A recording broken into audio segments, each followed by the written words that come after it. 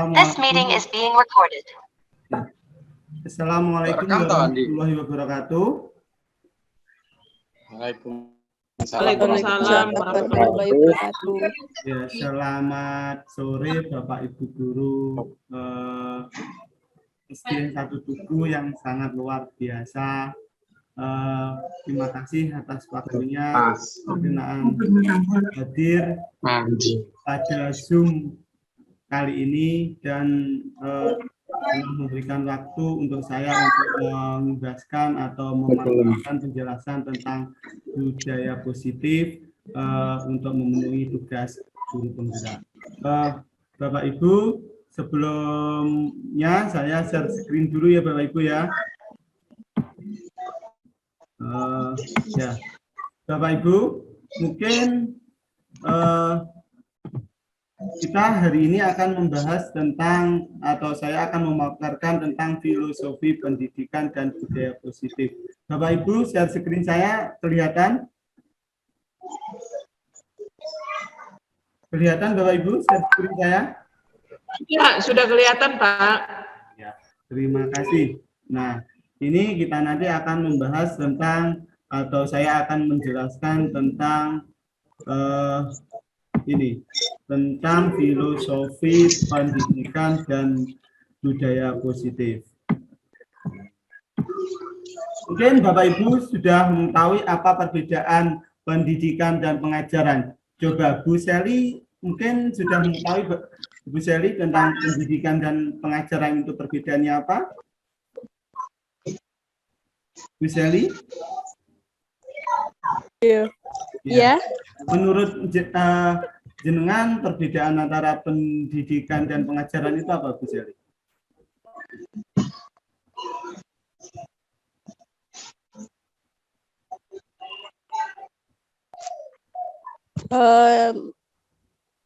Menurut saya Pak, kalau pendidikan itu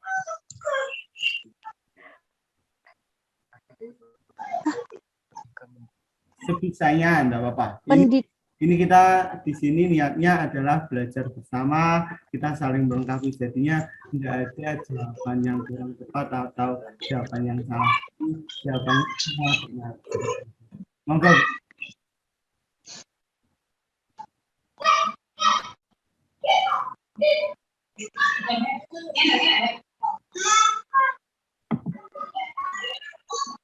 Oh, bisa.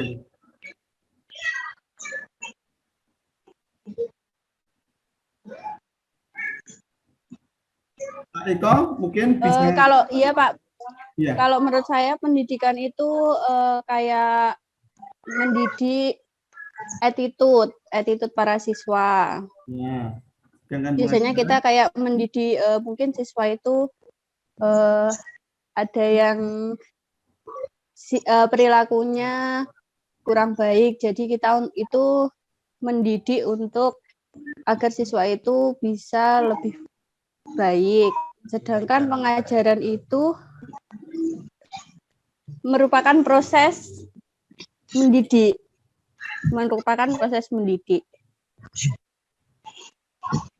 Menurut saya seperti itu, Pak. Iya. Mungkin ada yang menambahkan. Iya, terima kasih.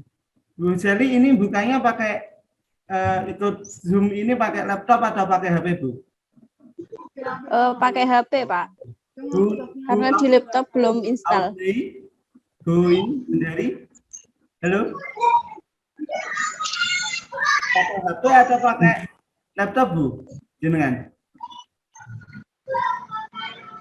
Laptop Pak, saya pakai laptop. Ya, minta tolong direkamkan sekalian Bu ya. Di situ ada menu rekam ya.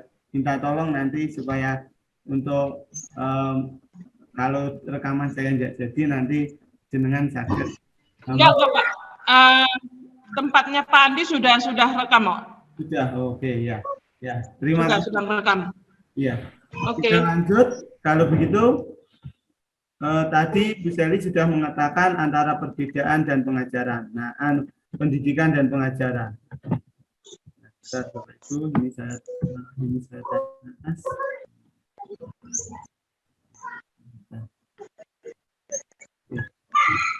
Nah, Filosofi pendidikan menurut Ki Hajar Dewantara adalah membedakan kata pendidikan dan pengajaran dalam memahami arti dan tujuan pendidikan.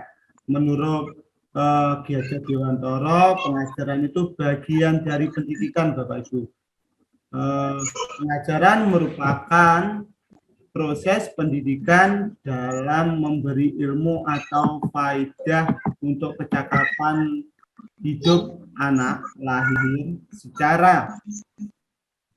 lahir dan batin. Nah, berarti di sini untuk arti dari pengajaran, yaitu pengajaran itu merupakan dari pendidikan. Berarti pengajaran itu ada di dalam pendidikan. Nanti di dalam proses pendidikan itu ada yang namanya pengajaran, sedangkan pengajaran di situ adalah proses pendidikan memberi ilmu atau faedah untuk kecakapan hidup anak secara lahir maupun batin. Makanya dari itu pendidikan menurut KHD itu memberikan tuntunan terhadap segala kekuatan kodrat yang dimiliki oleh anak agar ia mampu mencapai keselamatan dan kebahagiaan yang setinggi-tingginya bagi seorang manusia maupun bagi anggota masyarakat, sebagai anggota masyarakat.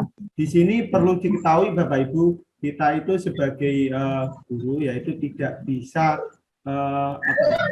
langsung murid kita harusnya bisa menuntun. Anak itu memiliki kodratnya masing-masing, seperti filosofinya yaitu kita sebagai petani. Petani itu hanya bisa merawat padi, hanya bisa memupuk, hanya bisa menyirami dan merawatnya, dan nanti kita tinggal menunggu hasil panennya. Jadinya kita itu tidak bisa menciptakan, tidak bisa, tapi kita cuma hanya bisa menuntunnya. Makanya di dalam filosofi pendidikan menurut Ki Hajar Dewantara, pendidikan itu adalah ilmunya kita menggunakan sistem among, cuma ngomong, kita menuntun, seperti itu Bapak Ibu. Karena anak itu memiliki nasib atau kodrat tersendiri. Besok mau jadi apa, itu kodratnya anak itu kita menuntun, seperti itu. Nah, jadi menurut ini di dalam bukunya pada tahun 2009, pendidikan dan pengajaran itu merupakan usaha persiapan, cuma menyiapkan dan persediaan kepentingan hidup manusia, baik dalam hidup masyarakat maupun hidup berbudaya dalam arti seluas-luasnya. Berarti di sini ini kita cuma hanya menyiapkan, hanya menyediakan, seperti itu, karena nanti untuk perkembangan zaman, apalagi nanti pada era abad 21 atau Indonesia generasi emas pada tahun 2045, kita harus menyiapkan peserta didik kita untuk melakukan tersebut. Artinya kita siapkanlah, semoga nanti di dalam perjalanan itu, dalam kita merawat, tetap diberi kelancaran, seperti itu. Lalu pendidikan adalah tempat persemaiannya benih-benih kebudayaan dalam masyarakat. Di sini kita budaya masyarakat itu banyak sekali. Ada budaya wayang, ada budaya dan lain. Di situ itu juga termasuk merupakan benih-benih dari pendidikan, karena di situ juga muncul pendidikan. Seperti halnya mungkin kalau orang Arab dulu pendidikannya seperti itu, kalau orang Jawa cara pendidikannya menggunakan wayang, seperti itu. Mungkin pada era sekarang ini banyak yang di media online banyak masalah atau banyak berita yang memberitakan bahwa salah satu ustadz itu mengkritik akan wayang. Akan tetapi kan tidak bisa, karena wayang itu merupakan warisan leluhur kita, itu juga termasuk dalam pendidikan. Mari nanti kita juga gali atau kita belajar. Itu Bapak Ibu ya. Mungkin dari yang saya jelaskan ini ada yang bisa ada yang ditanyakan, mungkin Bu Nita, enggak apa-apa, Bu Nita, mungkin ada yang perlu diseringkan antara pendidikan dan pengajaran ini, Bu. Ya, baik, terima kasih Pak Andi. Jadi kalau mungkin bahasa sederhananya kita memahami pendidikan dan pengajaran. Kalau pengajaran itu sederhana kita memberi ilmu. Ya. Kalau pendidikan itu bukan hanya sekedar ilmu, tetapi kepada nilai. Benar tadi kata Bu Seli tadi. Jadi kita memberikan mendidik, baik itu soal budi pekerti, moralnya anak-anak. Kalau paham saya sih seperti itu. Jadi seorang guru kita itu tidak hanya jadi pengajar, tapi diharapkan juga menjadi pendidik. Itu Pak Andi menurut saya. Ya, terima kasih. Nah, kita lanjut Bapak Ibu ya, tentang dasar-dasar pendidikan Bapak Ibu. Ini dijelaskan oleh Ki Hajar Dewantoro, menjelaskan bahwa tujuan pendidikan yaitu menuntun segala kodrat yang sudah saya jelaskan tadi, yang ada pada anak-anak, menuntun segala kodrat yang ada pada anak mereka dapat mencapai keselamatan dan kebahagiaan setinggi-tingginya sebagai manusia maupun anggota masyarakat. Yang saya jelaskan tadi hampir sama dengan ini Bapak Ibu, yaitu pendidik itu hanya bisa menuntun tumbuhnya dan menuntun tubuh atau hidupnya kekuatan kodrat yang ada pada anak-anak agar memperbaiki lakunya, bukan dasarnya. Pasti dasar anak itu memiliki sendiri Bapak Ibu, tapi kita hanya memperbaiki lakunya. Laku itu arahnya itu kita perbaiki dan tumbuhnya kekuatan kodrat anak tersebut, seperti itu Bapak Ibu. Lanjut, kita akan membahas tentang budaya positif Bapak Ibu. Nah, budaya positif ini nanti kita mungkin saya akan menyampaikan tentang perubahan paradigma stimulus, respon, lawan teori kontrol, dan arti dari disiplin dan 3 motivasi perilaku manusia, dan juga keyakinan kelas, hukuman, penghargaan, kebutuhan dasar manusia, posisi kontrol, dan segitiga resolusi. Nanti kita di sini maksud saya tapi kita sharing bersama. Jadi namanya manusia ada kekurangan, kalau saya menyampaikan mungkin ada kekurangan, Bapak Ibu mungkin bisa sharing dengan saya, mungkin gitu ya Bapak Ibu ya. Kita lanjut tentang budaya positif. Apa itu budaya positif atau ekosistem positif? Ini kita ambil contoh paradigmanya dengan hidup tumbuh-tumbuhan seorang petani. Dalam hakikatnya sama kewajiban dengan seorang pendidik, yaitu menanam padi. Misalkan hanya dapat menuntun tumbuhnya padi, dia dapat memperbaiki kondisi tanah, memelihara tanaman padi, memberi pupuk dan air, membasmi ulat atau jamur yang mengganggu hidup tanaman padi, dan lain sebagainya. Ini menurut Ki Hajar Dewantoro dalam bukunya. Nah, budaya positif atau ekosistem positif ini kita harus terapkan Bapak Ibu.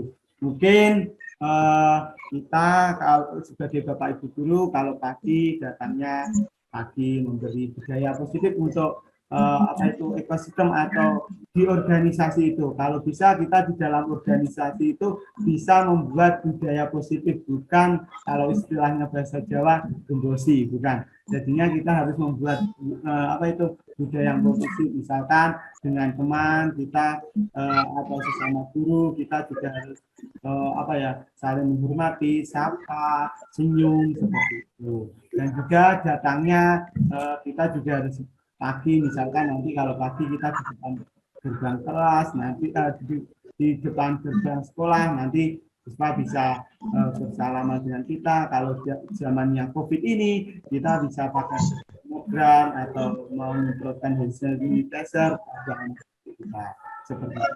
Mungkin Bapak Ibu guru sudah menerapkan budaya positif atau contoh dari budaya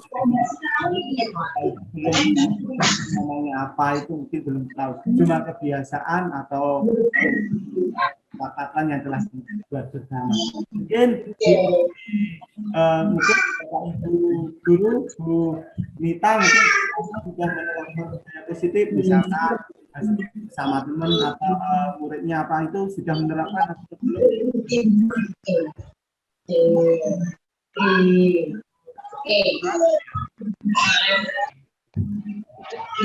Sudah Pak, sudah mencoba. Sudah mencoba ya. Pak Eko sudah mencoba? Sampun. Ya ini, Bu Desi, Bu Seri sudah mencoba ya di kelasnya mungkin. Iya Pak, sudah. Nah, semoga nanti dalam menerapkan budaya positif ini paling utama adalah kita harus konsisten, harus aktif. Biasanya kita mempunyai program yang baik, tapi di tengah jalan atau di tengah jalan paling utama pasti semua manusia itu memiliki program yang baik. Itu adalah kita harus bisa menjaga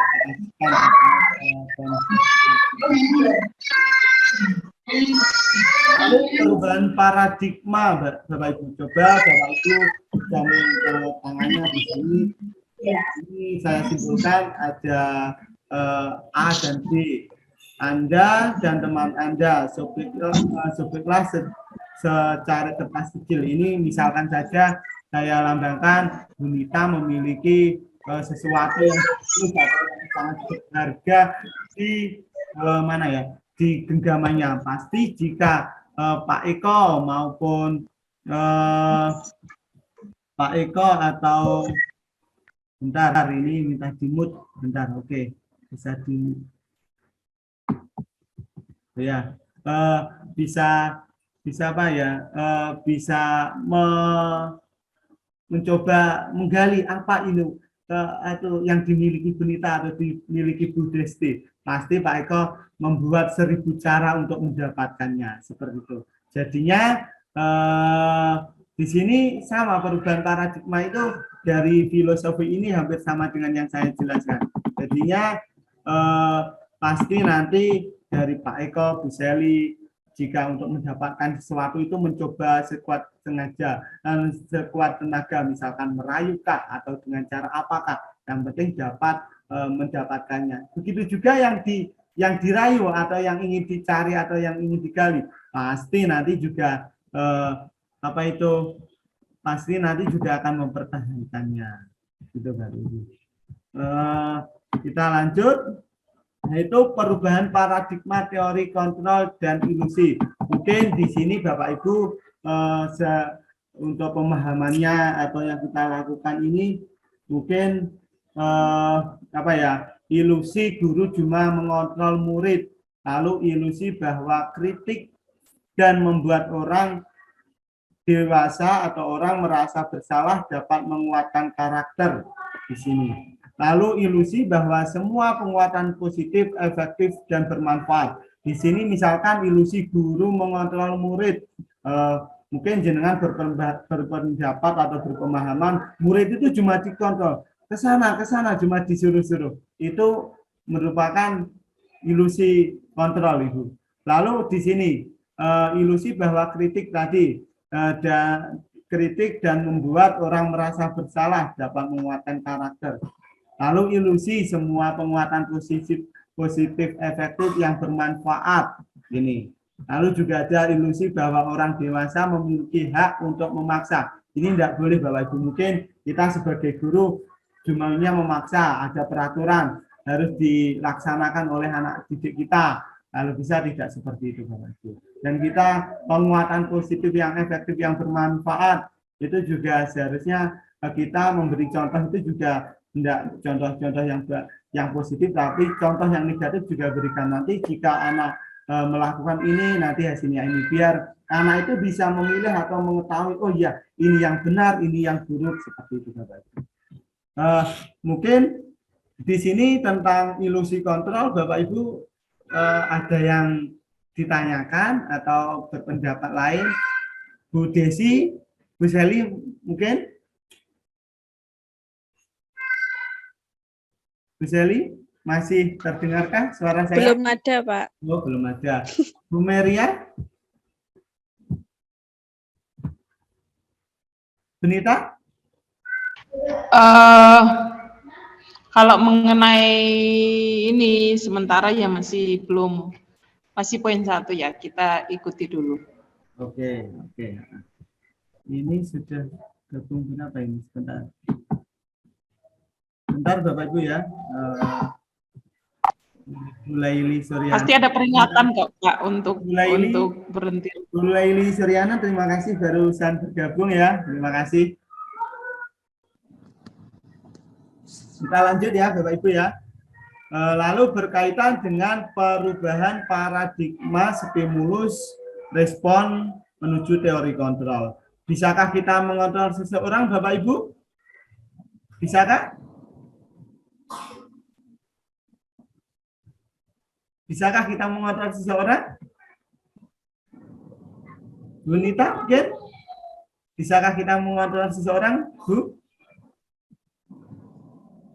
Tidak bisa Pak, saya karena manusia itu punya keinginan. Oke. Mungkin kita mengontrol hanya dalam waktu tertentu, kita bisa mengontrol, tetapi tidak selamanya kita bisa mengontrol, kalau menurut saya. Oke, ini aja seperti ini, terima kasih. Iya, ini Pak Eko tadi minta di mute untuk mic-nya. Terima kasih Pak Eko. Ya, di sini kita memahami tentang perbedaan stimulus respon dan teori kontrol Bapak Ibu. Kita mencoba mengubah agar kalau perbedaannya yaitu yang pertama stimulus respon, kita mencoba mengubah agar ini mohon maaf kelihatannya ini kelihatan Bapak Ibu. Ini minta upgrade ini ya. Kelihatan Pak. Kelihatan Pak. Rekam saya masih terekam Bu ya di jenengan ya, di layar jenengan ya. Masih berjalan. Ya, terima kasih. Lalu ini saya lanjutkan stimulus respon. Perbedaannya dengan teori kontrol. Kalau stimulus respon kita mencoba mengubah agar orang itu berpandangan sama dengan kita. Kalau teori kontrol itu kita cuma berusaha memahamkan atau memahami pandangan orang lain tentang dunia. Jadinya beda. Kalau stimulus respon tadi kita menganggap orang itu memiliki pandangan seperti kita. Tapi kalau teori kontrol itu kita memahamkan seseorang itu tentang dunia, tentang meluas. Jadinya seperti itu. Lalu perilaku buruk dilihat sebagai kesalahan. Biasanya kalau stimulus respon itu buruk, melakukan sesuatu yang kurang baik itu merupakan kesalahan. Tapi kalau teori kontrol, semua perilaku itu memiliki tujuan. Pasti misalkan mohon maaf, anak tadi misalkan datang di sekolah terlambat, pasti di situ itu benar kalau kita menganggap itu kesalahan karena sudah terlambat masuk sekolah. Tapi di sini kita juga harus mengetahui itu mengapa toh anak itu tadi kok masuknya terlambat, pasti memiliki tujuan, mungkin bantu orang tuanya kah atau apa di situ. Seperti itu bedanya. Lalu orang lain bisa mengontrol saya. Kalau teori kontrol hanya Anda yang bisa mengontrol diri Anda, seperti itu. Lalu saya bisa mengontrol orang lain di stimulus respon, sedangkan kalau teori kontrol Anda tidak bisa mengontrol orang lain karena orang lain itu memiliki jalan sendiri-sendiri. Kita tidak boleh tidak bisa mengontrolnya seperti itu. Lalu pemaksaan ada pada saat rujukan gagal. Lalu kalau di dalam teori kontrol, kolaborasi, konsensus, menciptakan pilihan-pilihan baru, itu bedanya. Lalu berpikir, kalau di stimulus respon, biasanya model berpikirnya menang atau kalah. Tapi kalau di dalam teori kontrol, kita harus menang-menang, memiliki motivasi lah, istilahnya seperti itu, untuk menjadi pemenang. Itu bedanya antara stimulus respon dan teori kontrol. Nah, di sini mungkin Bapak Ibu juga sudah menerapkan atau juga tidak asing lagi dengan kata disiplin. Coba Bu Seli mungkin bisa membantu jawaban saya, disiplin itu apa Bu, menurut jenengan? Bu Seli bisa membantu? Iya Pak, sebentar. Menurut saya itu disiplin itu merupakan perasaan taat dan patuh kita terhadap nilai-nilai yang dipercaya, terhadap tanggung jawab. Harus taat, harus tanggung jawab. Sebetulnya. Ini, Iya. Bu Laili Suryana, coba. Bu Laili Suryana bisa berbicara? Laili Suryana.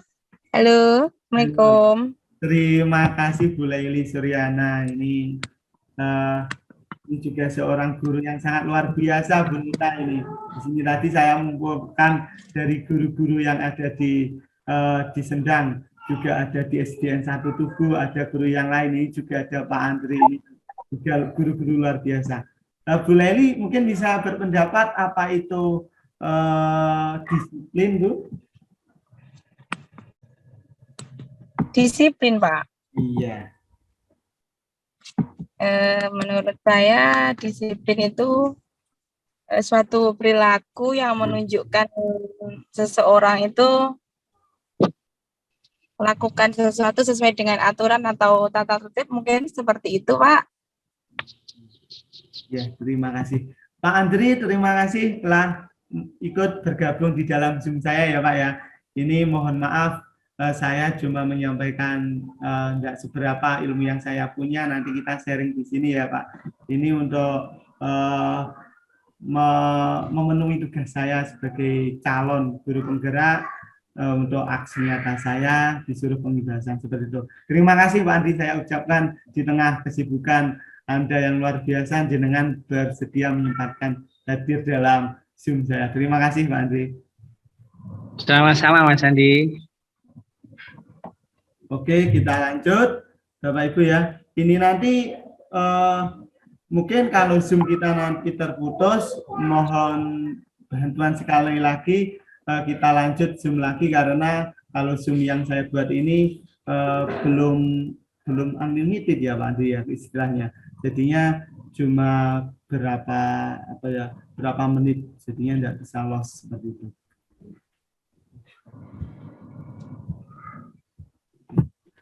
Kita lanjut. Nah, tadi sudah disampaikan Bu Sally sama Bu Laili ya tentang makna disiplin. Nah, makna disiplin ini berasal dari bahasa Latin Bapak Ibu, yaitu disiplina yang artinya belajar. Berarti disiplin itu sama artinya kita belajar.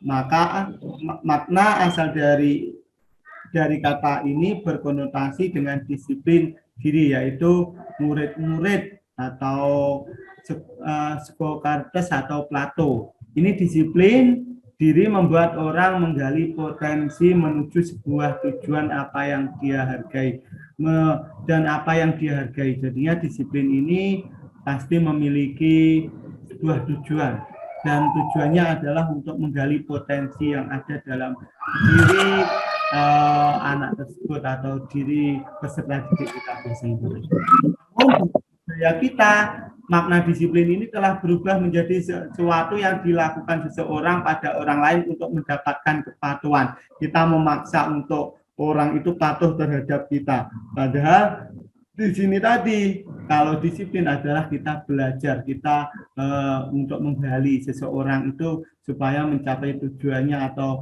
apa yang dia hargai seperti itu.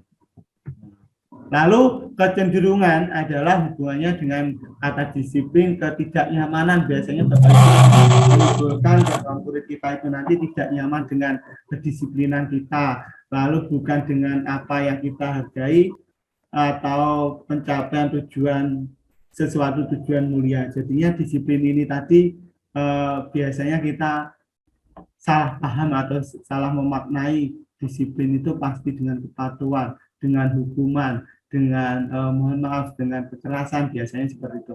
Padahal disiplin di sini kita cuma belajar untuk menggali potensi seseorang murid itu untuk sebuah tujuan dan apa dari anak itu tadi supaya kita hargai seperti itu. Seperti yang saya jelaskan tadi, jika anak terlambat itu nanti kalau kedisiplinan harus hitung, tidak Bapak Ibu. Jadinya kita pasti anak itu kita gali, kita hargai. Kenapa terlambat, harus kita gali. Pasti di dalam keterlambatan itu pasti ada tujuannya, seperti itu Bapak Ibu. Lalu kita lanjut ke teori motivasi perilaku manusia. Kita pada kesempatan ini juga akan mempelajari atau saya juga akan menyampaikan tentang teori motivasi perilaku manusia, Bapak Ibu. Biasanya teori itu ada dua, yaitu motivasi eksternal dan juga motivasi internal yang memiliki tujuan disiplin positif. Ini contohnya kalau motivasi eksternal yaitu untuk menghindari, biasanya anak itu untuk menghindari ketidaknyamanan atau hukuman. Biasa ini faktor dari motivasi eksternalnya.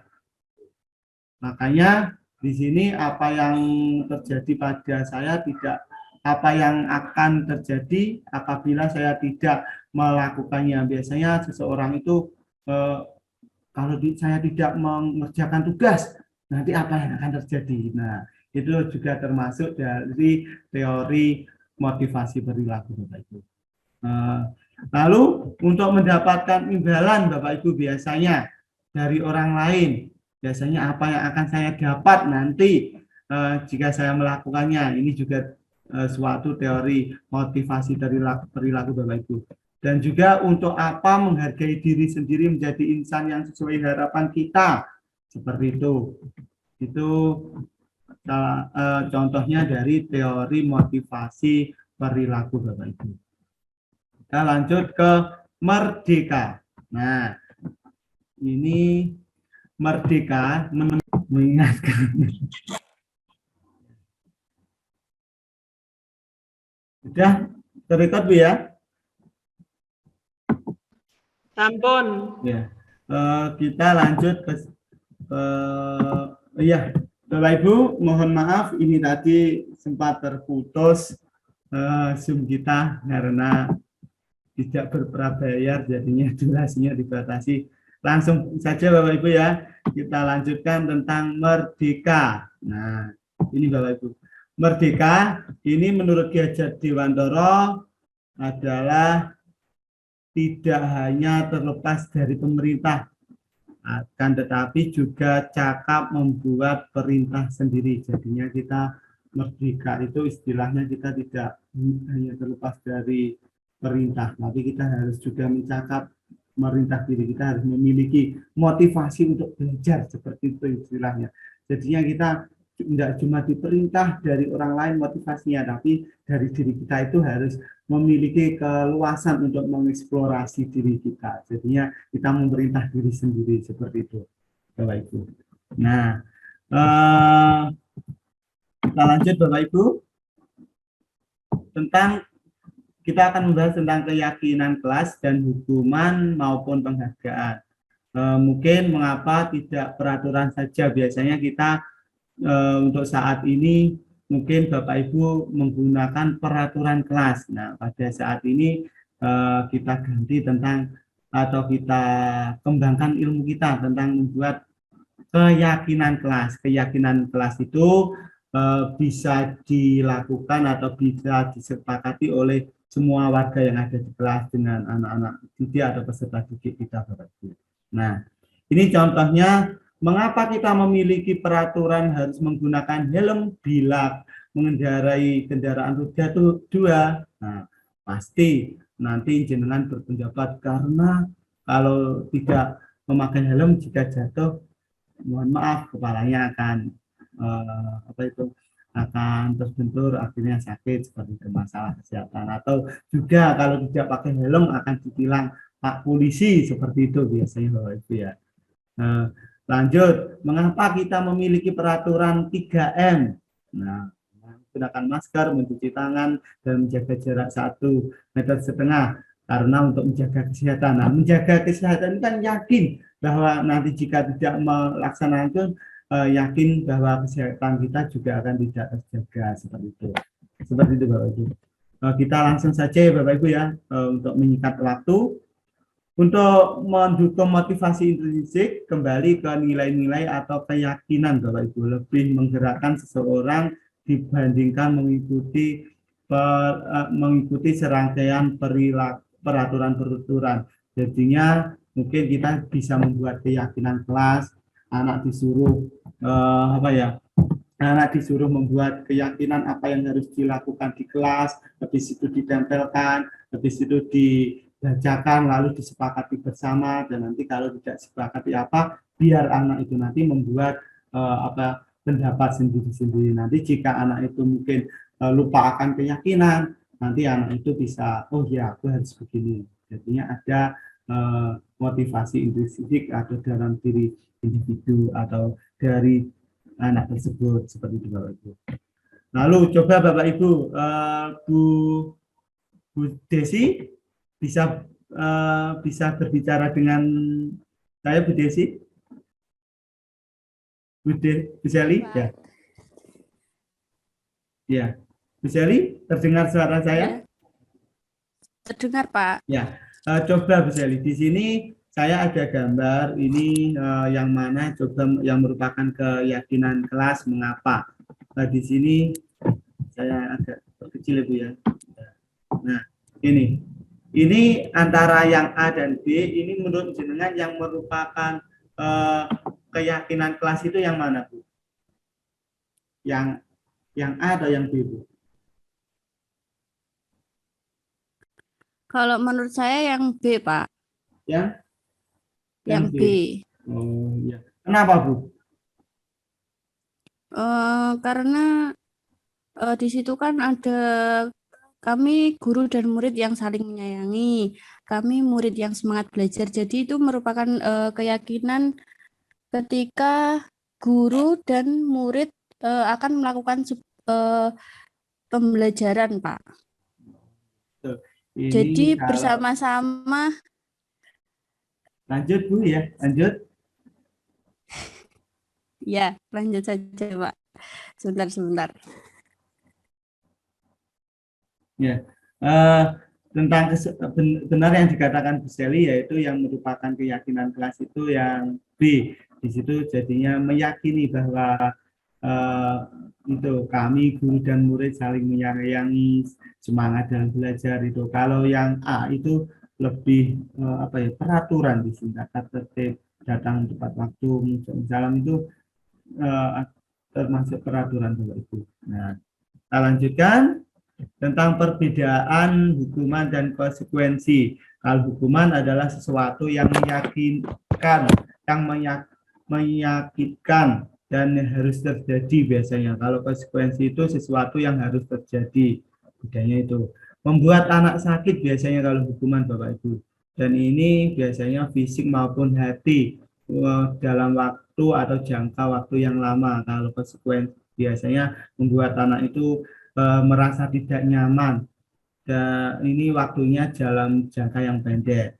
Kalau hukuman biasanya anak itu membenci kedisiplinan karena ada hukuman pasti nanti disiplin seperti tadi yang saya jelaskan. Kalau konsekuen ini anak menghargai disiplin Bapak Ibu. Ini kalau hukuman biasanya paksaan. Kalau konsekuensi ini stimulus dan tanggapan. Lalu mendorong anak menyakiti diri sendiri biasanya kalau hukuman Bapak Ibu. Kalau konsekuen mendorong anak agar mudah menyesuaikan diri.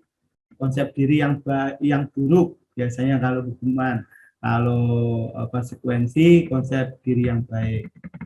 Ini anak belajar untuk menyembunyikan kesalahan biasanya Bu kalau Bapak Ibu kalau hukuman itu. Kalau konsekuensi anak untuk mematuhi peraturan, merasa bersalah, dipermalukan dan merasa tidak dihargai biasanya kalau hukuman. Kalau konsekuen kehilangan hak, dibuat tidak nyaman, diasingkan untuk sementara.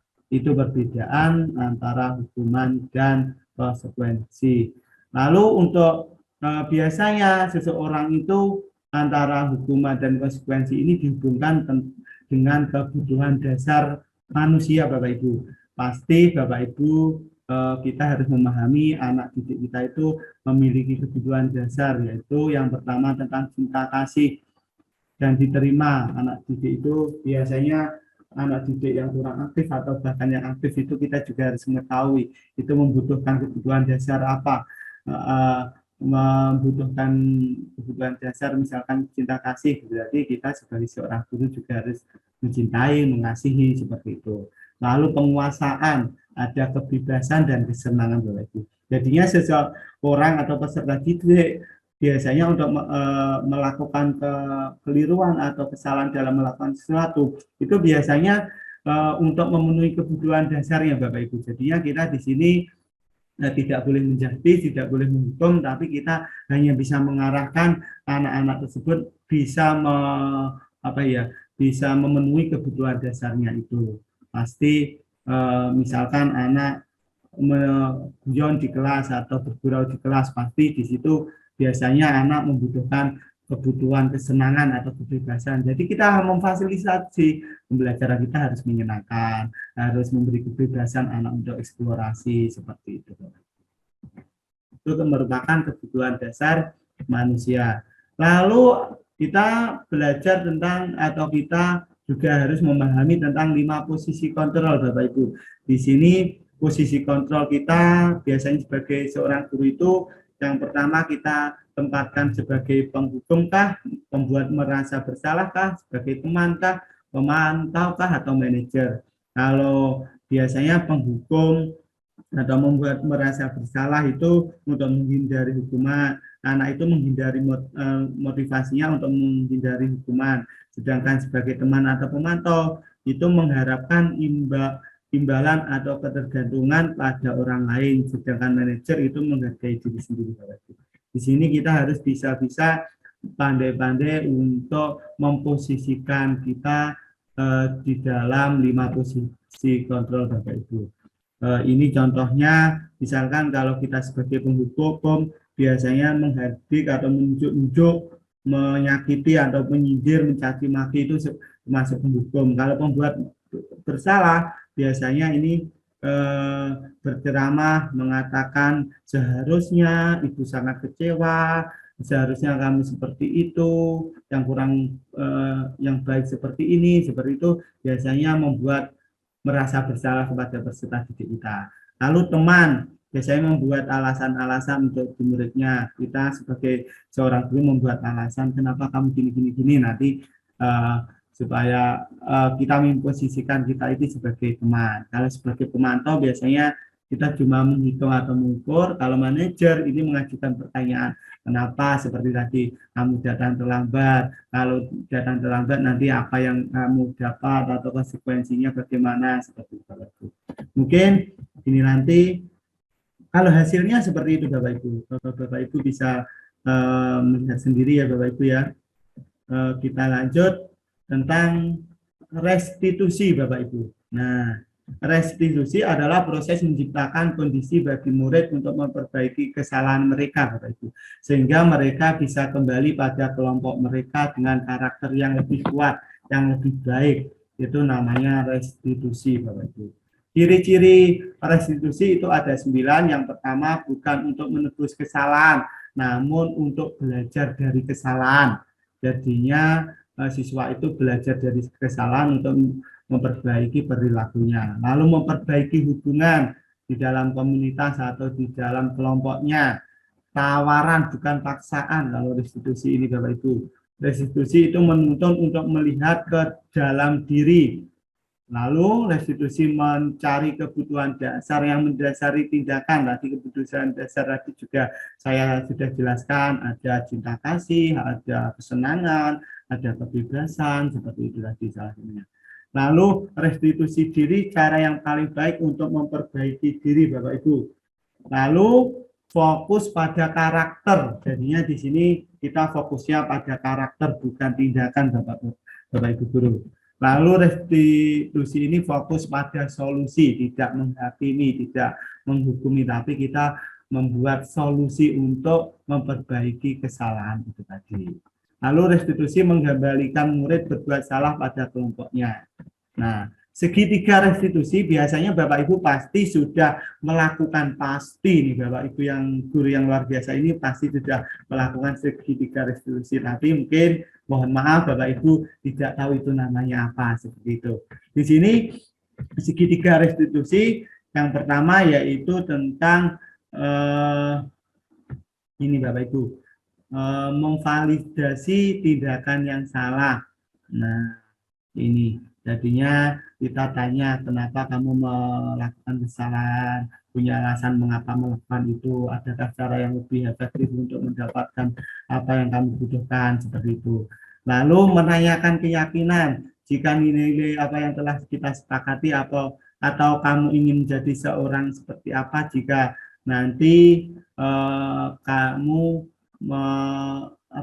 kamu tidak melakukan dari hal-hal yang kita sepakati, seperti itu. Berarti di sini menanyakan keyakinan. Dan yang terakhir yaitu menstabilkan identitas. Nanti biasanya kamu bukan satu-satunya yang pernah melakukan kesalahan ini, pasti manusia memiliki kesalahan dan tidak ada manusia yang benar, seperti itu. Jadinya anak itu tidak cuma disalahkan, biar tahu yang lain itu juga berbuat salah untuk memperbaiki kesalahannya, seperti itu. Nah, ini saya bahas satu persatu tentang menstabilkan identitas, yaitu biasanya ini, guru berkata berbuat salah itu hal yang manusiawi, tidak ada manusia yang sempurna, seperti itu Bapak Ibu. Bisa lalu kita pasti bisa menyelesaikan masalah ini. Kalau validasi tindakannya yang salah yaitu membantu murid untuk mengenali kebutuhan yang diinginkan atau yang dipenuhi ketika melakukan kesalahan.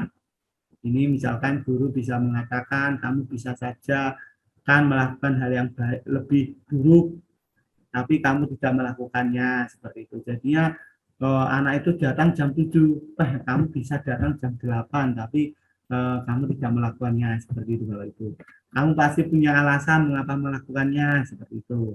Contohnya apa yang penting bagi kamu, seperti itu. Kalau menanyakan keyakinan, yaitu murid melihat kesalahan dihubungkan dengan nilai-nilai kebajikan yang diyakininya, mendasari manusia berinteraksi dengan dengan orang yang lain. Biasanya guru mengatakan apa nilai yang kita percaya di kelas atau sekolah kita, nilai apa kebajikan atau keyakinan apa yang telah kita sepakati, seperti itu. Dan apa yang kamu rasakan ketika kamu melakukan itu, ini adalah menstabilkan identitas.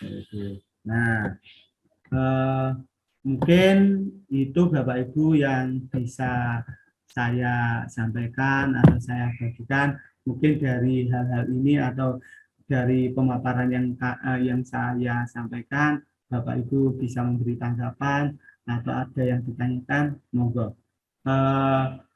Saya buka 3 saran atau tanggapan atau pertanyaan, guys. Bu Nita, monggo bisa di-on-kan kameranya sebentar. Bu Seli, halo Bu Seli, bisa di-on-kannya kamera untuk memberi tanggapan atau apa yang perlu ditanyakan, Bu Seli? Halo?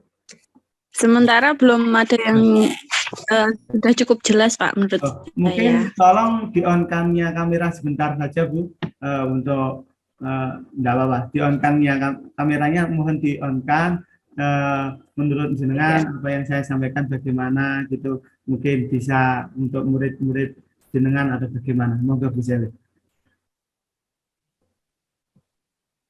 Bu Seli, monggo. Iya Pak. Menurut jenengan apa yang saya jelaskan bagaimana, lalu mungkin bermanfaatkah untuk murid kita atau jenengan, monggo. Dan apa yang jenengan bayangkan tentang disiplin atau apa-apa itu bagaimana? Dari penjelasan saya bagaimana? Monggo Bu Seli. Menurut saya penjelasan dari Pak Andi tadi sudah cukup jelas dan cukup menambah wawasan bagi saya yang merupakan tenaga pendidik baru. Maksudnya baru itu baru terjun ke lapangan. Sebelumnya kan basic saya hanya seorang mahasiswa yang belajar tentang teori pendidikan. Terima kasih Bu Seli. Mungkin Pak Eko bisa on kamera untuk memberikan tanggapan atau mungkin ada yang perlu ditanyakan, Pak Eko. Pak Eko mendengar suara saya? Bisa on kamera, Pak? biar terekam, Pak Eko. Ya, saya belum mandi, Pak Andi, jadi saya tidak berani on kamera. Oh, tidak apa-apa, Pak Eko. Ya, mungkin bisa memberikan tanggapan, Pak Eko? Tanggapan saya sama dengan Bu Seli. Oh, ya. Sama, oke. Nah, terima kasih, Pak Eko. Mungkin Pak Andre.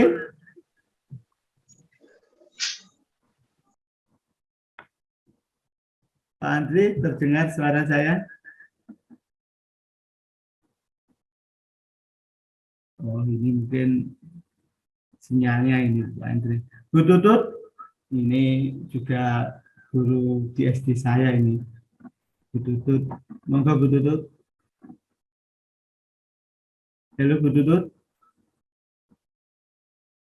Oh, enggak terdengar juga. Oh ya, mungkin sinyalnya juga. Mungkin itu Bapak Ibu yang bisa saya sampaikan pada kesempatan hari ini. Terima kasih telah bergabung pada Zoom ini. Mungkin Pak Eko ini on lagi nih. Ada yang perlu ditambahkan, Pak Eko? Dan Pak Andi mau pamit, saya nanti biar bisa menjawab pamitnya Pak Andi. Oh, mau pamit. Iya, iya, ya. Bentar, saya tanya ke Bu Nita dulu ya. Bu Nita, bagaimana Bu Nita? Ada yang perlu disampaikan, Bu Nita? Halo, Bu Nita? Oh, iya, mungkin Bu Nita, ya ini sudah. Ya, Pak. Tuh, Kak Andi. Iya, terima kasih Bu ya. Bagaimana Kalau Bu? tanggapan tentang Ya. itu Pak, tentang 5 kebutuhan dasar manusia yang jika dipenuhi itu seseorang itu akan merasakan kenyamanan. Jadi kalau tanggapan saya bahwa ketika kita sebagai guru memahami bahwa anak-anak kita itu juga manusia yang kebutuhan dasar. Nah, jadi ketika mereka misalnya anak-anak timbul hal-hal yang mungkin perilaku mereka yang kurang menyenangkan, kita coba lihat kira-kira anak ini kurangnya di mana ya? Mungkin dia kurang disayang, dia ingin bebas, ingin senang, ingin survive, ingin juga anak itu juga punya punya kebutuhan untuk menguasai. Utama menguasai dirinya sendiri. Jadi kita sebagai guru, menurut saya, sebagai guru ya harus bisa memahami 5 kebutuhan dasar ini. Kalau kita memahami, anak-anak kita itu kita olah dengan dasar ini, ya mesti tumbuh budaya positif yang tumbuh dengan sendirinya. Karena mereka 5 kebutuhan itu terpenuhi, Pak Andi, kalau menurut saya. Ya, terima kasih Bu Nita. Nah, menegaskan bahwa di budaya positif ini kita mengetahuilah istilahnya kita belajar memahami kebutuhan manusia itu ada kebutuhan dasar itu ada 5, yaitu ada mempertahankan diri atau survival, cinta kasih, lalu penguatan, kebebasan, kesenangan. Dan itu juga kita harus memposisikan Bapak Ibu guru ya tadi ya. Kita harus memposisikan posisi dalam 5 posisi kontrol. Kalau bisa kita sebagai seorang pendidik itu kita memposisikannya sebagai manajer Bapak Ibu. Dan juga kita untuk menghadapi masalah atau menghadapi kendala-kendala yang ada di murid kita itu kita menggunakan segitiga restitusi tadi, yang ada yang menstabilkan tindakan, menstabilkan identitas, validasi tindakan seperti itu, dan yang satunya adalah validasi tindakan menanyakan keyakinan, dan yang paling utama kita sebelum kalau bisa sebelum kelas dimulai maupun tahun ajaran baru kita membuat keyakinan bersama anak-anak, disuruh menulis apa yang harus dilakukan, atau mungkin yang tidak boleh dilakukan juga bisa dan disepakati bersama. Nanti di sini kita bisa menjalankan yang namanya segitiga restitusi ini, Bapak Ibu. Jadinya anak-anak kemarin sudah membuat keyakinan seperti ini, lalu nanti kita tinggal menstabilkan identitas dari anak-anak itu untuk memperbaiki kesalahan. Jadinya restitusi itu tadi sudah saya katakan bukan untuk menebus kesalahan, akan tetapi adalah memperbaiki kesalahan. Itu Bapak Ibu. Mungkin cukup yang bisa saya sampaikan hari ini. Mungkin sekian. Jika ada salah kata atau mungkin yang saya ucapkan kurang berkenan di hati Bapak Ibu, saya hanya bisa memohon maaf yang sebesar-besarnya. Dan sekali lagi saya ucapkan banyak-banyak terima kasih kepada jenengan yang telah meluangkan waktu untuk mengikuti Zoom di sini tadi untuk tugas saya di pendidikan calon guru penggerak pada aksi nyata budaya positif Bapak Ibu untuk pementasan. Di sini tadi ada Bapak Ibu guru di SD 1 Teguh Sendang, di SD saya juga sudah ikut, ada Bu Seli, Bu Tutut, terima kasih. Ada Bu Nita, ini juga teman calon guru penggerak juga, ada Pak Eko dari SDN 1 Dono, ada Pak Andri SDN 1 Sendang, tadi ada Bu Nuria dari Gondang juga, terima kasih atas partisipasinya. Mungkin itu yang bisa saya sampaikan. Akhir kata, wassalamualaikum warahmatullahi wabarakatuh. Ini saya stop screen dulu ya Bapak Ibu ya. Bapak Ibu bisa tampilkan video sebentar. Kita foto bersama Bapak Ibu. Halo.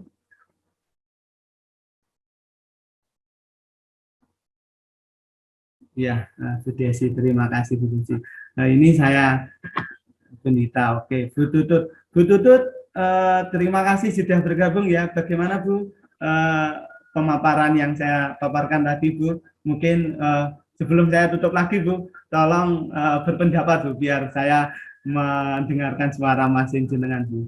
Bu Tutut on kamera, wah ini kelihatan sudah mandi Bu Tutut. Bu Tutut, monggo, nggak usah malu-malu Bu Tutut. Mungkin tolong jenengan sampaikan apa kritik atau saran atau pendapat jenengan tentang apa yang sudah saya jelaskan Bu Tutut. Monggo Bu Tutut. Terima kasih Pak Andi atas waktunya. Menurut saya pemaparan Pak Andi hari ini sangat bagus, cukup jelas dan sangat mudah dipahami. Utamanya bagi kami rekan guru itu memberikan manfaat yang sangat besar. Bagaimana cara menata kelas dengan baik. Terima kasih Pak Andi. Terima kasih Bu Tutut ya. Terima kasih kepada Bapak Ibu guru semua. Sekali lagi saya ucapkan hanya bisa mengucapkan terima kasih. Semoga ilmu yang saya berikan ini tadi bermanfaat, sedikit bermanfaat untuk perubahan, untuk menciptakan pembelajaran yang ada di kelas kita atau untuk kebutuhan anak didik kita semua Bapak Ibu ya. Mungkin itu saya tutup Bapak Ibu ya. Sekian, selamat beraktivitas. Semoga Bapak Ibu guru semua tetap diberi kesehatan dan keselamatan dimanapun tempatnya, dan keluarga kita juga tetap diberi kesehatan. Mulai dari kita yang sehat dan keluarga kita juga sehat, orang lain sehat. Jadinya berawal dari kita semua menjadi luar biasa. Seperti itu ya. Terima kasih. Wassalamualaikum warahmatullahi wabarakatuh. Bisa saya akhiri Bapak Ibu ya. Ya. Terima kasih Bu Nita ya, Bu Tutut, saya akhiri ya.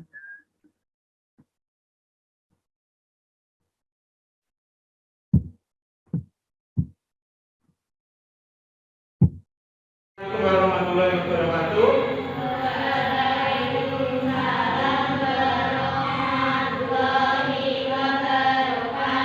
Selamat pagi anak-anak. Pagi Pak. Bagaimana kabarnya hari ini? Sehat Pak. Anak-anak, sebelum hari ini kita melanjutkan kita akan membuat keyakinan kelas. Apa itu keyakinan kelas? Keyakinan kelas adalah hal-hal yang harus kalian lakukan apa yang di dalam kelas.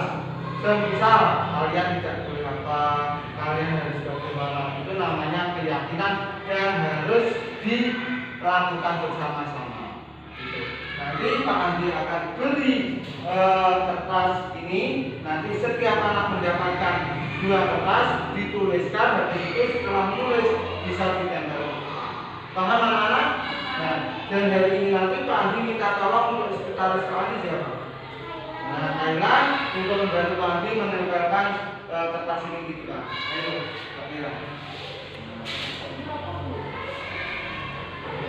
Sini. Ini contoh aja, satu. Tempelkan di depan, Pak Andi bantu. Mas Dino bisa membantu. Itu dia. Itu bisa membantu. Itu harus membantu.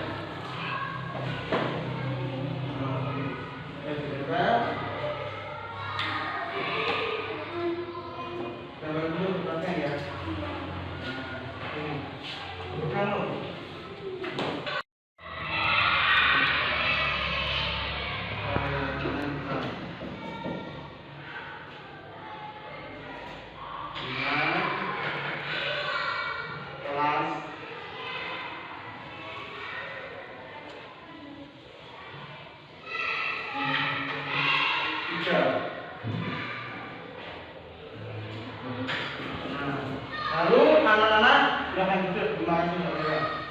Ini kami bagi menuliskan hal apa yang harus dilakukan dan hal apa yang tidak boleh dilakukan. Yang satu untuk yang hal apa yang harus kalian lakukan dan hal apa yang tidak boleh kalian lakukan. Paham anak-anak? Hal apa yang harus kalian lakukan dan hal apa yang harus kalian tidak lakukan di dalam kelas. Minimal 2, artinya 4. Hal apa yang harus kalian lakukan 2, hal apa yang kalian tidak harus lakukan 2. Yo. Ya, yuk. Kalau diberi waktu 5 menit.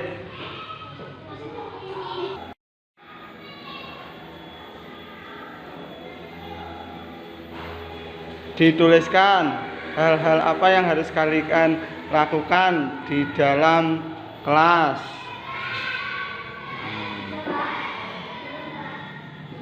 Sudah? Nah, ditambahkan yang sudah. Satu saja. Nah, sini. Nah, dibentuk dia seperti pohon apa dibentuk yang menarik. Ayo, yang sudah ditambahkan. Dibentuk dan apa gitu ya. Satu saja yang satu dulu. Nah, satu kertas dulu ya. Lanjut. Lanjut. Dibentuk bisa. Bawahnya bisa. Bentar. Oke. Nah. Oke.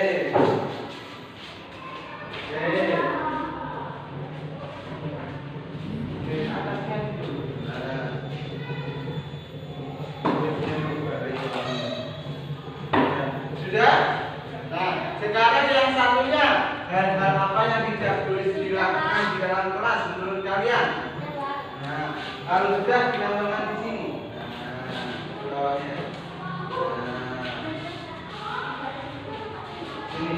Nah, ya, Nabino.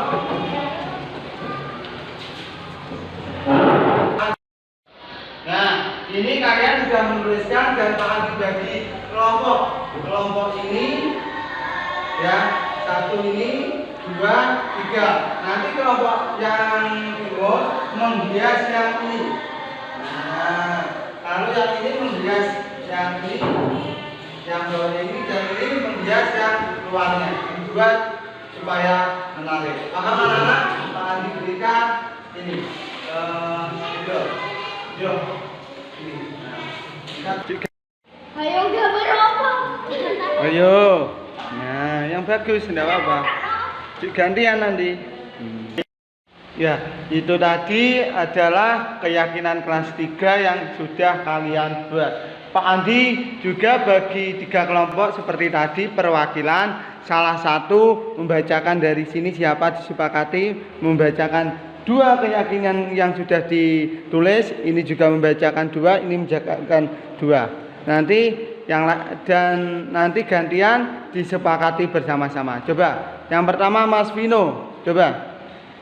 Ya, ditunjuk siapa yang sini yang dahuluan? Siapa? Oh ya, Sakila. Kaila, ayo Kaila. Nah, dibacakan yang mana? Yo. Keyakinan kelas 3 yang pertama, yang apa? Apa bacanya? Mulai dari sini aja, enggak apa-apa. Nah, ini. Nah, yo. Yang keras suaranya.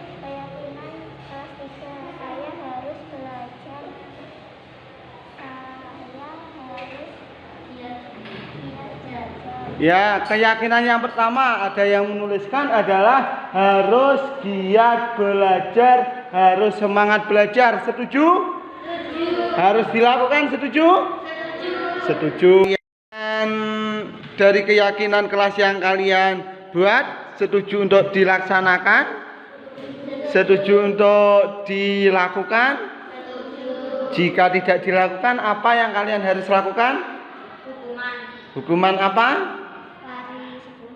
Lari 10 kali apa?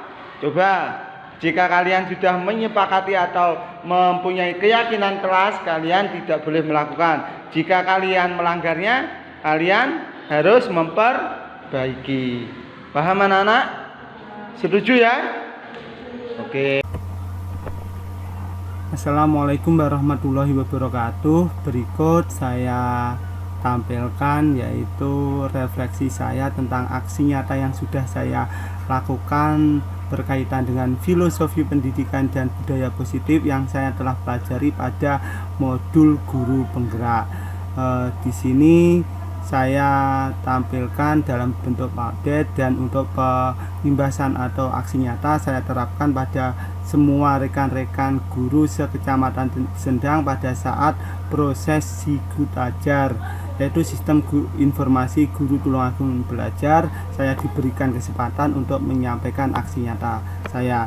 Berikut saya tampilkan refleksinya. Di sini saya menanyakan apa hal yang baru didapat dan bagaimana kesan-kesannya maupun kritik saran dari teman-teman untuk membuat saya lebih baik lagi dari yang saya buat saat ini. Itu yang bisa saya sampaikan. Terima kasih, semoga apa yang saya berbuat bisa bermanfaat. Jika ada salah, mohon maaf yang sebesar-besarnya. Akhir kata, wassalamualaikum warahmatullahi wabarakatuh.